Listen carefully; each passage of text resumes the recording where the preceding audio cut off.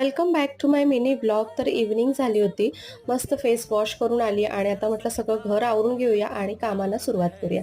तर प्रत्येकाची ना कामाची एक सिस्टीम असते आणि ज्याने त्याने ना आपल्या सोयीनुसार ती बनवलेली असते. तर माझी ही सिस्टीम आहे कामाची. संध्याकाळी माझं सगळं स्वतःचं मी आवरून त्यानंतर मस्त असा चहा घेते अर्धा कप आणि त्यानंतर मग मी माझ्या कामांना सुरुवात करते. तर अर्धा कप चहाने ना खूप मोठी जादू होते, म्हणजे मला एनर्जी मिळते खूप साऱ्या कामांना.